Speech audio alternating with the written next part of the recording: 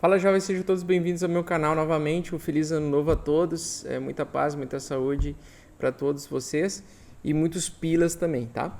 Pessoal, aqui eu hoje vou fazer um vídeo um pouco diferente em relação ao halving cíclico do Bitcoin, que é onde eu passo toda a informação e aquele conhecimento que eu sei em relação aos fundamentos de um ativo, tá? Então, o Bitcoin hoje, ele é considerado um ativo digital, é um criptoativo. Ela ainda não é utilizada como moeda porque precisa de uma adoção maior das pessoas para utilizar ela como moeda de troca de serviços e produtos e as pessoas realmente, efetivamente, massificar a utilização dela para ela ser considerada 100% como uma moeda. Hoje ela é considerada mais um criptoativo do que uma moeda, beleza? E como todo criptoativo e todo ativo digital, ou quando não é uma empresa como no mercado de ações, as notícias que muitas pessoas acreditam que podem causar impacto e que na verdade ao longo do prazo mostram que elas não têm tanto efeito assim sobre o preço do Bitcoin, elas falham miseravelmente. Por quê, pessoal? Porque a maioria das pessoas que investem com Bitcoin, elas acreditam que as notícias vão interferir no preço do ativo, da mesma forma que as notícias políticas atingem o mercado de ações. Mas não é uma verdade, até porque são ativos completamente diferentes. Ações é quando você tem uma empresa que ela precisa estar organizada, ela precisa gerar lucro, tá? Ela precisa produzir resultados. E um criptoativo, ela se assemelha à moeda, ou seja, é uma moeda que possui como principal fundamento, e poucas pessoas entendem isso, que o fundamento dela é oferta e demanda, é lei da procura, de oferta versus demanda. É mais pessoas querendo comprar para poucas pessoas querendo vender e faz o preço subir. Quando ocorre ao contrário, mais pessoas querendo vender e menos pessoas querendo comprar, o preço cai. Fundamento básico do Bitcoin que você precisa entender é que ele funciona como uma moeda, beleza? Mas ele é um criptoativo. Entendendo isso, você vai começar a entender por que pessoas como o Daniel Fraga, como o Rafael das Ideias Radicais, entre outros holders, eles entendem que vale a pena segurar a moeda por causa da fundamentação da criação desse ativo. Então eu tenho esse gráfico aqui para mostrar para vocês, tá? Ano após ano, o que ocorreu depois de cada halving que nós tivemos até então. O que é o halving, pessoal? Halving nada mais é do que a queda da recompensa de mineração para mineradores de Bitcoin. Mineradores de Bitcoin são pessoas que têm computadores que instalaram a blockchain e têm o download de toda a blockchain, e elas são responsáveis pelas transações e validação de transações da rede do Bitcoin.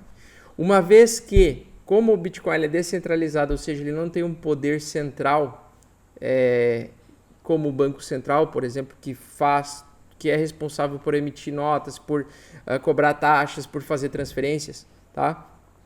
No Bitcoin, para ele ser descentralizado, ele precisa de nós de rede. Nós de rede são pessoas que têm computadores disponíveis para fazer cálculos matemáticos e transações e validação das transações para elas.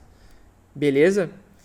Entendido isso, você tem que entender que o que sustenta o sistema é a recompensa de mineração. E a recompensa de mineração faz com que o preço do ativo se altere ao longo do tempo. Por quê? Porque à medida que a recompensa caia a cada 4 anos, vai ter menos bitcoins disponíveis para serem negociados no médio e longo prazo após o halving. Ponto. Oferta e demanda. Vai fazer o quê? Vai ter a mesma demanda de pessoas querendo comprar bitcoins, porém agora tem menos bitcoins disponíveis para operar. E isso a longo prazo e a médio prazo vai fazer com que o preço se modifique, porque aquilo se torna raro, se torna deflacionário a cada 4 anos. O Bitcoin, ele se torna mais raro a cada 4 anos. Então, a cada 4 anos, o seu poder de compra de um Bitcoin inteiro se torna muito mais caro, porque a demanda permanece a mesma ou às vezes ela aumenta. Beleza? Exemplo claro disso, em 2018 e 2014, O preço do Bitcoin, ele, olhando essas duas faixas aqui que compreendem o Bitcoin em um ano, tá? Você vai ver que ele caiu 80% em 2014 e se repetiu essa mesma queda em 2018. Por que, pessoal? Por que isso acontece? O halving cíclico, tá? Ele ocorre a cada 4 anos. Então, quando a moeda foi concebida, quando o paper do Bitcoin foi concebido, que, se eu não me engano, foi em novembro de 2008, se eu não me engano, tá? 4 anos depois, em 2012, aconteceu o halving. E esse gráfico aqui, infelizmente, eu não tenho uma visão mais para trás, mas a gente pode colocar assim, porque o preço do Bitcoin em 2011 era $30, depois ele caiu para $2, depois ele foi para $100, tá? Em questão aí de 2 anos ele fez essa movimentação, tá? E o que acontece? Isso nos deu pistas daquilo que vai acontecer no futuro, se o Bitcoin se mantiver sendo desejado por muitas pessoas.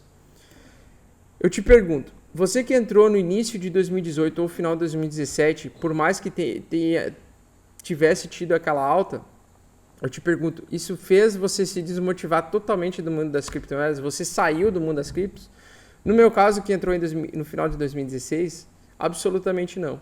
Por quê? Porque de forma inteligente, a gente tem que entender as coisas de forma bem pensada, de forma inteligente. A gente tem que construir uma linha de pensamento que nos fundamenta e que nos faz acreditar de forma real porque devemos segurar a moeda. Porque para quem não entende os fundamentos e está só no oba-oba de querer ganhar dinheiro fácil, cara, esquece que isso aqui não é para ti. Tu vai sentar na graxa, entendeu? Tem gente que já perdeu muito dinheiro com isso aqui. Porque você precisa entender o fundamento, o básico. Entender o fundamento, você vai entender porque que você vai ter energia suficiente para permanecer no mercado, por mais que tenha uma queda de 80% como no ano passado. Ponto, tá? E basicamente, o preço do Bitcoin ele respeita a lei de mercado, porque ela é um criptoativo, é uma moeda digital, tá? Então ela vai se comportar como qual? O seu preço vai ser baseado em oferta e procura. Simples assim, beleza? Então em 2013, vamos pegar aqui, 2013, um ano após o halving do Bitcoin, né, um ano depois da queda da recompensa de mineração pela metade para os mineradores, o preço do Bitcoin subiu, esticou violentamente o preço, chegou a 1000% de valorização em um ano. A mesma coisa ocorreu, só que de uma forma mais forte ainda, em 2017. Tá? Então, esse aqui é a faixa de ano de 2017, onde ele subiu 2.500% do início de janeiro até o final de 2017. Tá? Janeiro de 2017 para o final de 2017. E vocês podem ver como ele se assemelha, como as duas situações se assemelham. Ou seja, um ano após o halving, teve uma esticada violenta de preço. No ano seguinte, que seria representado aí, faltando um ano para o próximo halving, né? Ele teve aliás, 2 anos faltando para o próximo halving, ele teve uma queda de valor. Aí no ano seguinte, que foi 2015, que foi esse ano aqui, ele teve uma leve alta e ele teve, na verdade, uma estabilização de preço. E aí o que acontece aqui, pessoal? Em agosto, faltando quase um ano, faltando um pouco menos de um ano para o próximo halving, o mercado faz aquilo que o Felipe Escudeiro do Bitnada falou no vídeo de ontem, do Bitcoin. Recomendo você ir lá assistir, tá? Ele falou que a gente não é as únicas pessoas que têm inteligência nesse mercado. Tem muita pessoa inteligente, esperta e com dinheiro nesse mercado. Dessa forma, você tem que entender que você não tem que esperar o halving acontecer para você se posicionar. E sim, o preço da especulação, a valorização, a procura pela a oferta, né? A procura pela moeda vai ser maior antes da linha, do prazo final acontecer.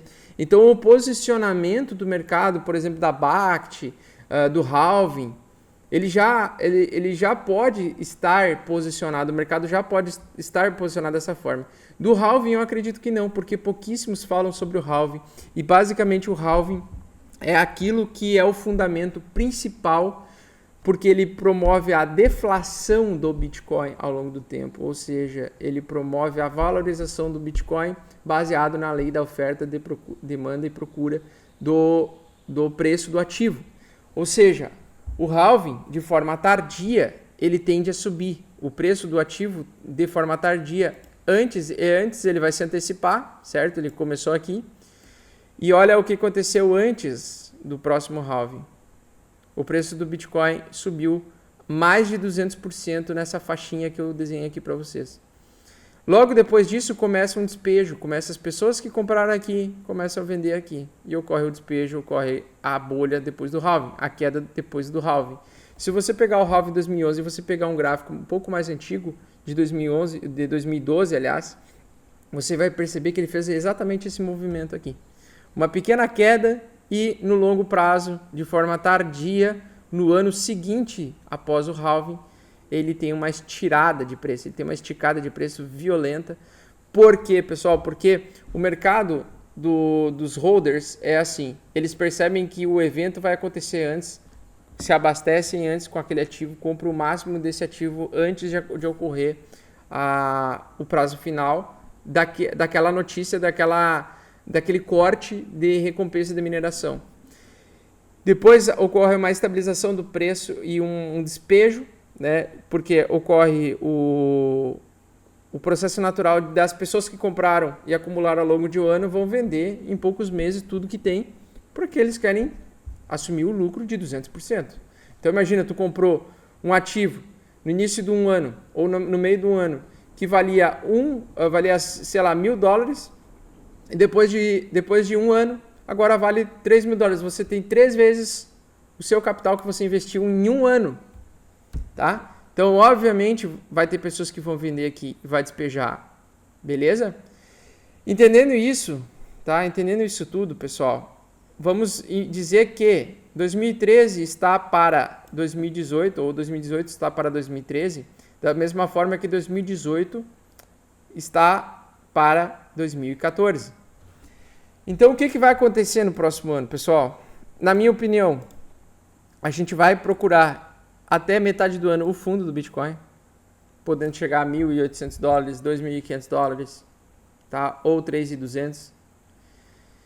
E percebendo que em maio vai faltar um ano para começar o halving, né? A queda da recompensa de mineração pela metade, naturalmente vai começar um início da procura pelo ativo, vai aumentar o preço do Bitcoin, por causa da procura, do desejo das pessoas de poder armazenar o máximo de bitcoins possíveis antes de acontecer o halving, tá? Chegou no halving, queda. Essas pessoas aqui vão começar a despejar, ou parte delas vão começar a despejar e vender. Dessa queda em diante, estabilização do preço, novamente, tá? Leve alta no final do ano, percepção do mercado de criptomoedas e aumento da demanda de pessoas querendo comprar bitcoins, e agora tem menos de bitcoins disponíveis na rede a cada 10 minutos. O que antes se pagava 25 bitcoins caiu para 12,5 em 2016 e 2020 vai cair para 6,25 bitcoins apenas por pessoa. Por pessoa é ótimo, né? Pô, por pessoa seria show, hein? Por minerador que conseguir decifrar o Proof of Work a cada 10 minutos. Ou seja, oferta e procura, né, por bitcoins vai ter uma movimentação fazendo com que em 2021 provavelmente o preço do Bitcoin busque $100.000, $50.000, etc. Além disso acontecer, para que isso funcione, precisa de entrada de pessoas que tenham dinheiro. Se os investidores entenderem que faltando um ano pro halving acontecer novamente e se tornar mais caro ter bitcoins e eles quererem garantir os seus bitcoins, vão ter investidores pesados, investidores institucionais que vão querer essa moeda, né, e que estão entendendo essa teoria e que vão começar o processo de compra de bitcoins. Então, se chegar a 1 trilhão, o nosso mercado hoje vale 100 bilhões, 140 bilhões de capitalização. Deixa eu até ver aqui, para não estar falando bobagem. Tá. Ó, o nosso mercado está valendo, o mercado de cripto está valendo aí 131 bilhões. Mas o Bitcoin tem 67 bilhões. 67 bilhões investido, correspondendo a 51% de dominância, tá? E ele precisa chegar a 1 trilhão de dólares. Aliás, perdão. E ele precisa chegar a um pouco mais de 1 trilhão de dólares, tá? Para fazer, e vai ter uma circulação maior de bitcoins quando ele chegar a isso, tá? Para ele valer e chegar no valor de 50 mil dólares por unidade. Então, para ele chegar a, que nem o Fausto Botelho falou, de 100 mil dólares em um ano, né? Para ele chegar a 100 mil dólares em um ano, não adianta tu olhar o gráfico. Tu precisa entender o fundamento do mercado, da movimentação do mercado. Então, para você comprar Bitcoin, você tem que entender isso, pessoal. Você tem que entender que o ativo, deixa eu ver se tá ficando longo já, que o ativo ele vai ter uma oferta e procura natural. Automaticamente, e o que fundamenta ele é tanto o halving, a questão dele ser deflacionário ao longo do tempo, quanto a necessidade de investidores institucionais e para que isso aconteça, né, esses investidores institucionais entrarem de forma violenta no mercado, ele precisa ser reconhecidamente como um ativo seguro de ser investido, como um ativo que você consiga se proteger efetivamente de hackeamentos e problemas de crimes cibernéticos, tá? Então, nada de graça, tá? Não vai subir porque você vai rezar, sei lá, 16 Ave Maria para fazer o preço subir.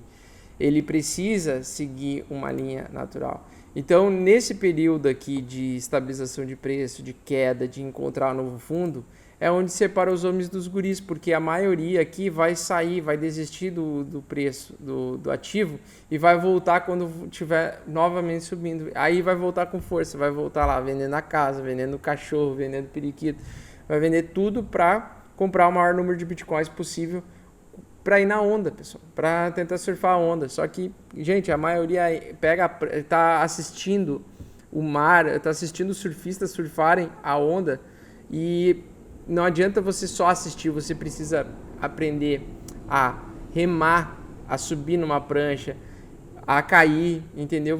Para você ter resultado, e isso é em qualquer coisa, não é só no mercado de criptomoeda, mas para qualquer coisa, você precisa aprender a surfar antes de querer pegar uma onda.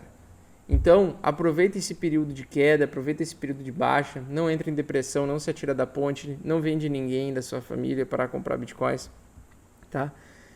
Faça o básico, que é estudar os fundamentos da moeda, estudar por que ela está subindo o preço ao longo do tempo e também estudar quais são as possibilidades de você se proteger em uma determinada queda utilizando um ativo para você rentabilizar. Certo, pessoal? Então essas dicas que eu deixo hoje aqui para vocês. Espero que vocês tenham gostado do vídeo. Um grande abraço. Até a próxima. Tchau, tchau.